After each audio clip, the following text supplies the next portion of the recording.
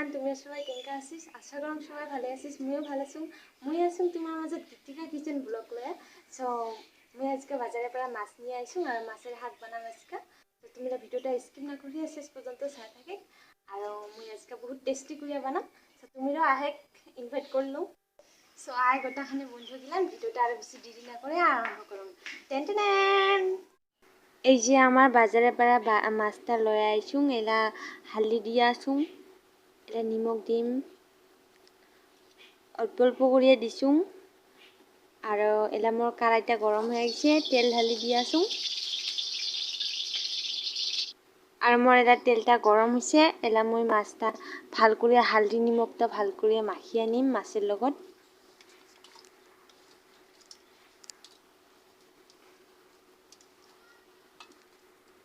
আমার হালদি নিমখটা মাখা হয়ে গেছে, এলা মই তেলত দিম।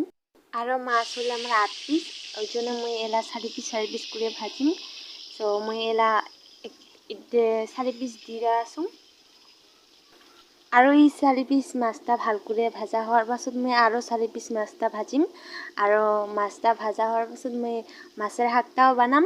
সো তোমৰা ভিডিওটা চাই থাকে। আৰু মই আজকে বহুত টেস্টি কৰে বানাম।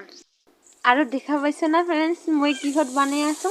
হ্যান্ডেল নোহা কাৰাইত আৰু কিবা চৌকাত বানাই আছো। কিন্তু আজিকালিতো বেছিভাগ মানুহ গেছতে বানায়, কিন্তু মই আজিকাল চৌকাত বানাই আছো। আৰু চৌকাত বানোৱা মজাটাই বেলেগ।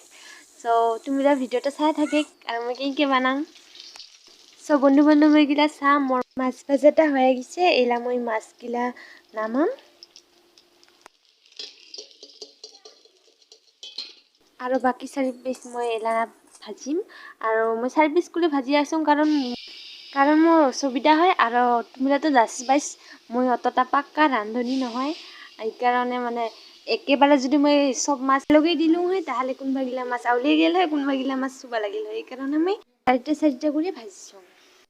বন্ধুগিলা চাটো চাও মোর মাছ ভাজাটা কেনকা হয়েছে, মজ্জা হয়েছে না? মজ্জা নহলেও মজ্জা কবি হা। সো বন্ধুগিলা মোর এলা কারাইটা গরম হয়ে গেছে, এলা মই তেল দিয়ে আসুন। আর এটা মই এলা পিঁয়াজ দিম, এলা মোর পিঁয়াজটা ভাজিম মই এলা। আর মই এলা মাছের হাতটা আলু দিয়ে বানাম, আর বহুত টেস্টি করিয়া বানাম। সো তুমিরা আহিবি খাবা, ইনভাইট করে লও। এলা পিঁয়াজটা ভাজা হয়েছে মোর, এলা আলুগিলা দিয়ে আসুন অল্প অল্প করিয়া। এলা মই আলুগিলা কাটিয়া দিম, কাটিয়ে দিয়ে আসুন বন্ধুগিলা চা।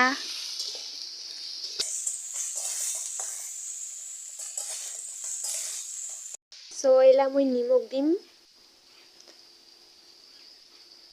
আর এটা মই 2 চামচ আর অল্প নিমখ দিছুং।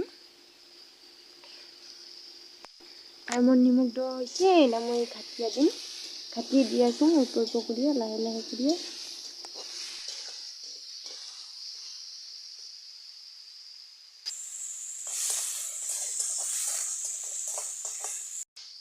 মোর ভাজা হয়েছে অল্প, এলা মই হালদি দিয়ে আসুন, 2 চামচ মান হালদি দিছুং।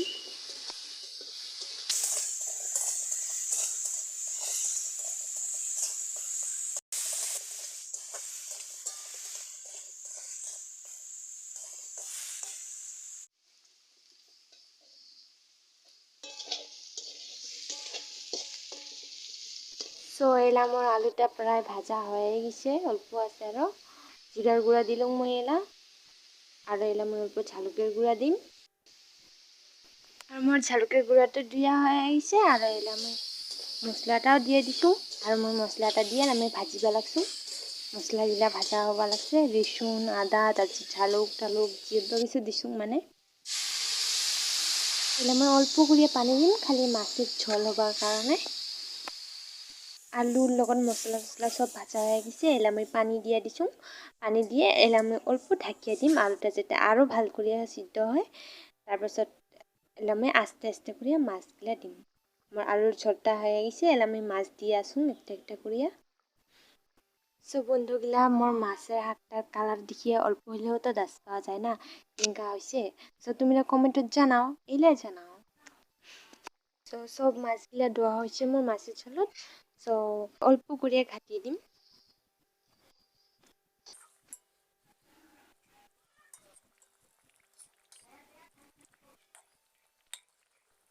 আমার মাছগুলা কাটা হয়ে গেছে। এলা আমি গরম মশলা দিম অল্প।